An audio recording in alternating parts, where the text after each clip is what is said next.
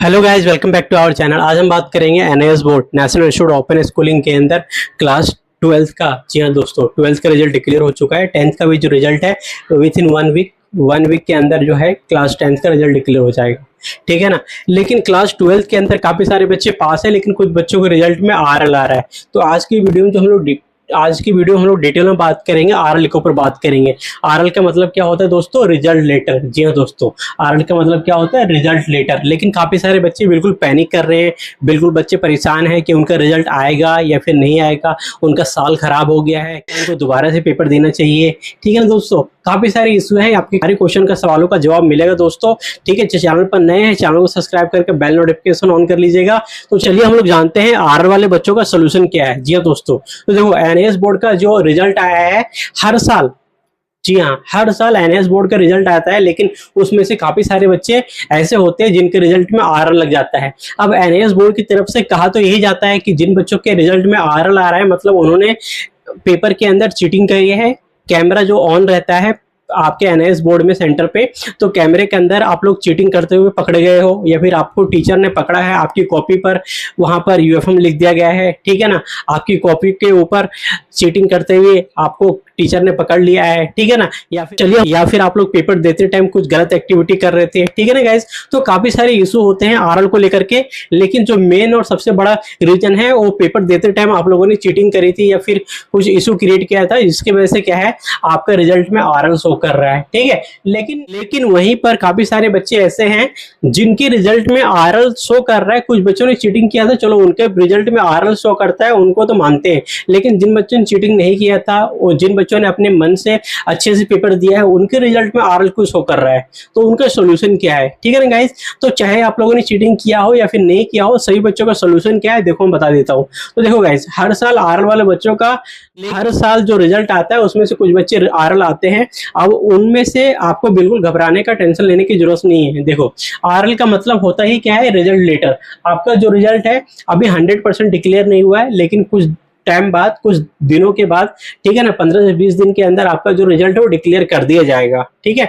अब इसके लिए करना क्या होगा? देखो अगर आपको 110% आपके रिजल्ट में सोल्यूशन चाहिए, अगर आप लोग पास हो तो पास आना चाहिए। अगर आप किसी सब्जेक्ट में SYC SYCP लगा है तो भी आपको पता चलना चाहिए कि हमारा किस सब्जेक्ट में क्या है, ठीक है ना। आरएल लिख दिया, आपके रिजल्ट में कोई भी सब्जेक्ट शो नहीं कर रहा, कुछ भी नहीं शो कर रहा, मतलब ये समझोगे ना कि आप पूरी तरीके से आपका साल खराब हो गया, तो ऐसा बिल्कुल नहीं है। देखो सबसे पहली बात जो सोल्यूशन है गाइस, आपको एनआईएस बोर्ड को एक मेल करना है। ये जो मेल आईडी आपको देखने को मिल रही है, ठीक है ना, इस मेल आईडी पे आपको एक एप्लीकेशन लिखना है। वहां पर आपको नेम ऑफ स्टूडेंट, मतलब आपको अपना नाम वहां पर लिखना है, ठीक है ना। आपका एनरोलमेंट नंबर लिखना है गाइस, आपकी क्लास कौन सी थी, आपका पेपर कब था, ठीक है, सब्जेक्ट का नाम और सब्जेक्ट का कोड लिखना है, पेपर कब था और पेपर की टाइमिंग तो पता ही आपको, वो लिख देनी है, ठीक है ना। ये सारी चीजें लिखनी है, लेकिन वहां पर आपको मेंशन करना है कि हमने पेपर अच्छे से दिया था, लेकिन हमारे रिजल्ट में आरएल शो कर रहा है।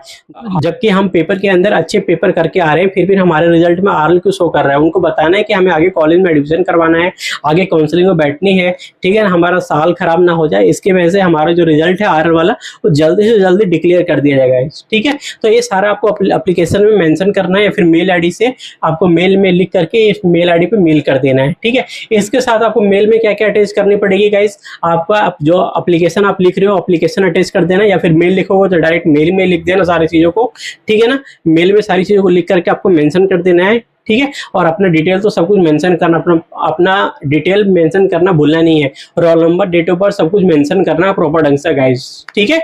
वहां पर आप एडमिट कार्ड को अटैच कर देना, और आपका आधार कार्ड आइडेंटिटी प्रूफ होगी वो भी अटैच कर देना गाइस। आपका जो रिजल्ट होगा, जो ऑनलाइन अभी रिजल्ट शो कर रहा है आरएल वाला, वो भी रिजल्ट को भी अटैच कर देना, ठीक है। इन सारे डॉक्यूमेंट को अटैच कर देना है। अगर आपको और भी प्रॉपर ढंग से सोल्यूशन चाहिए, अगर आप लोग नोएडा सेक्टर 62 दिल्ली एनसीआर के आसपास रहते हो, तो आप लोग जो दिल्ली सेक्टर, जो नोएडा सेक्टर 62 में हेड ऑफिस है ना, वहां पर आप लोग चले जाओ। जी हाँ दोस्तों, नोएडा सेक्टर 62 हेड ऑफिस चले जाओ और यही सारी चीजों को एप्लीकेशन के फॉर्मेट में एक पेज में लिख लो, ठीक है ना, जो मैंने अभी आपको बताया है। एप्लीकेशन में अपना रोल नंबर, ठीक है ना, एप्लीकेशन में आपको अपना नाम लिखना है, अपना रोल नंबर लिखना है, जिसको एनरोलमेंट और बोलते हैं, ठीक है ना, डेट ऑफ बर्थ वगैरह, सब्जेक्ट का नाम, सब्जेक्ट का कोड क्या है, सब्जेक्ट किस दिन हुआ था, ठीक है ना, वो सारी चीजों को मेंशन करते हुए आपको बताना है कि पेपर हमने अच्छे से दिया था गाइस, ठीक है। और पेपर में हमने कोई भी गलती नहीं की है, ना चीटिंग किया है, फिर भी हमारे पेपर में यूएफएम क्यों आ रहा है, हमने प्रॉपर पेपर प्रॉपर पेपर अच्छे से दिया था, इसलिए जल्दी से जल्दी हमारा रिजल्ट डिक्लेयर कर दिया जाए, क्योंकि आगे हमें कॉलेज में एडमिशन लेना है। तो ये एप्लीकेशन लिख के आपको नोएडा सेक्टर 62 हेड ऑफिस में आपको एडमिट कार्ड के फोटो कॉपी के साथ और रिजल्ट के फोटो कॉपी के साथ और आधार कार्ड की कॉपी के साथ आपको लगाना है, एक साथ सेल्फ अटेस्ट करके 62 में जाके सबमिट कर दो, ठीक है ना। और आपको आरएल का रिजल्ट है वो 15 से 20 दिन के अंदर डिक्लेयर हो जाएगा। या फिर आप दिल्ली एनसीआर नोएडा के नहीं हो, या फिर कहीं एमपी के हो, आप एमपी के हो, या फिर कहीं अदर स्टेट के हो, ठीक है ना, गुजरात के हो, जिस भी स्टेट में हो, हर स्टेट में एक एनएस बोर्ड का रीजनल सेंटर होता है।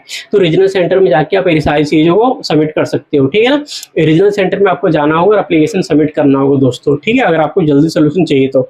वैसे अब जो बच्चे नहीं जाते हैं उनका भी सोल्यूशन हो जाता है, लेकिन जिन बच्चों का एप्लीकेशन उनको नहीं मिलता है, उनको लगता है कि भाई इन बच्चों ने चीटिंग किया था, फिर वो उन बच्चों का रिजल्ट वो डिक्लेयर करते नहीं है। वहाँ ये मान के चलो अगर 100 बच्चों का आरएल आया है तो पूरे 100 के 100 बच्चों का रिजल्ट आ जाएगा, ऐसा बिल्कुल नहीं है गाइस। 100 बच्चों में से कुछ बच्चों का रिजल्ट आएगा और कुछ बच्चों का रिजल्ट नहीं आएगा, ठीक है ना। 100 बच्चों में से 80 बच्चों का रिजल्ट डिक्लेयर हो गया, लेकिन 20 बच्चों का रिजल्ट डिक्लेयर नहीं होगा, उनको दोबारा से पेपर देना ही पड़ेगा, ऐसा होता है। तो इसीलिए मैं सब बच्चों को बता देना चाहता हूँ, चाहे आप लोगों ने चीटिंग किया हो या नहीं किया हो, या फिर किसी भी तरह का कोई भी इश्यू क्रिएट किया हो या नहीं किया हो, आप लोगों को अगर आरएल का सोल्यूशन चाहिए तो आपको एप्लीकेशन लिखना पड़ेगा और सबमिट करना है, या फिर मेल कर दो गाइस।